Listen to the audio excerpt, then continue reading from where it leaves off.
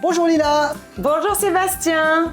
Regarde ce que je t'ai préparé pour les buffets d'Azureva. Ça a l'air succulent, qu'est-ce que c'est? C'est une tarte poire marron. Oh, waouh. On lance la recette? Allez. Pour réaliser le fond de tarte noisette, il vous faudra 120 g de beurre, 50 g d'œufs, 30 g de sucre glace, 200 g de farine. Pour la crème frangipane à la noisette, il nous faut 150 g de sucre glace, 100 g d'œufs, 150 g de beurre, 150 g de poudre de noisette, quelques poires au sirop, de la crème de marron. Pour la crème chantilly, il vous faudra 75 g de sucre glace, 250 g de crème et 6 g de fixateur à chantilly. Sébastien, on va faire le fond de tarte. Donc pour ça, on va mettre le beurre, le sucre glace et la farine dans le robot. On va faire mélanger le tout, puis on ajoutera l'œuf. Il faut sabler les poudres avec le beurre et ensuite incorporer l'œuf pour obtenir une pâte homogène. Notre pâte est terminée. On va la mettre dans du papier film et la laisser reposer environ 12 heures à 24 heures au frigo. Fleurez le plan de travail. À l'aide d'un rouleau à pâtisserie, étalez votre pâte. Disposez votre pâte sur le cercle à tarte, puis foncez-la. Mettre la pâte au frigo, le temps de faire la crème de noisette. Sébastien, maintenant, on va faire la crème de noisette. Ah, Je vais mettre mon beurre, le sucre et la poudre de noisette. et on met tout ça au mélangeur. C'est ça.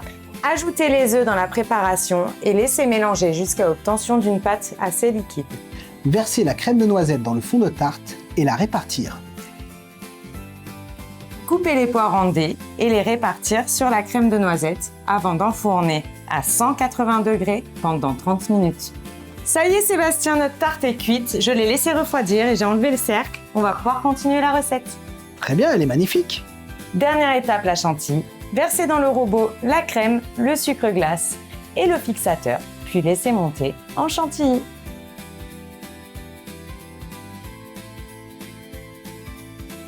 Notre crème chantilly est prête. On va pouvoir la mettre en poche et finir notre tarte. Très bien.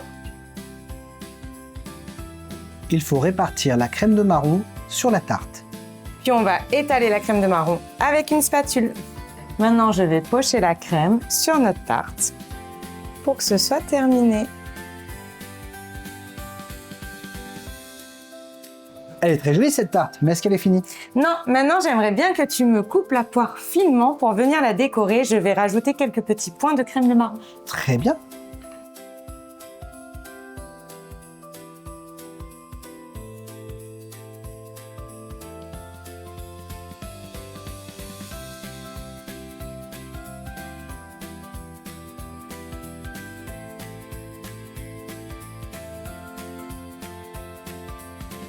Alors Sébastien, qu'est-ce que tu en penses?